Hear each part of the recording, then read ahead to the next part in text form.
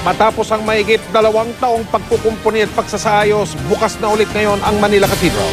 At ang unang-unang misa pagkatapos ng pagbubukas ay dinaluhan ni Pangulong Noynoy Aquino at ng kanyang mga kapatid at nakatutok doon live sa mga sandaling ito, si Maris Umali.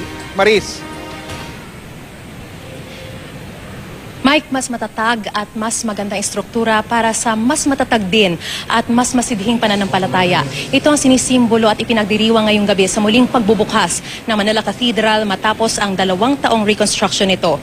Dinaluhan ng mga matataas na lider ng bansa sa pangunguna ni Pangulong Noynoy Aquino at mga kapatid nito ang misa ng pasasalamat na hudyat ng muling pagbubukas ng Manila Cathedral.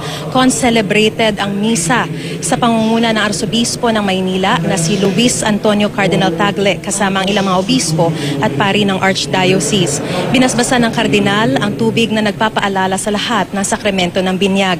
Bawat dumalo ay kanya ring binasbasan.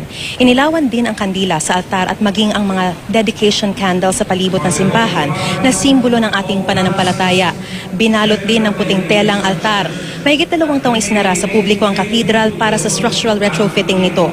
May mga crack kasing nakita sa estruktura. Isinaayos din ang electrical wiring, mga baradong tubo, mas pinalinaw ang sound system at pinaliwanag pa ang mga ilaw. Inayos din ang mga haligi kung saan makikita ang mga monitor. Pinaganda rin ang flooring at nilagyan ng ilaw ang pipe organ. Naglagay rin ng CCTV camera sa loob ng cathedral.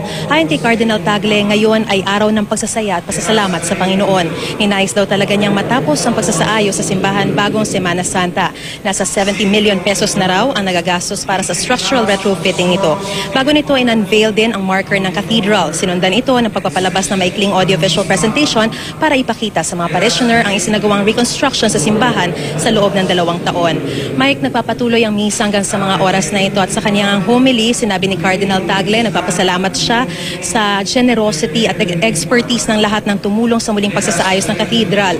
Pero higit sa pagsasaayos, ang mas malalim na mensahe ng kardinal ay gaya ng pagbangon ng katedral ay kaya rin bumangon ng bansang Pilipinas sa anumang trahedya. Mike? Maraming salamat, Maris Umali.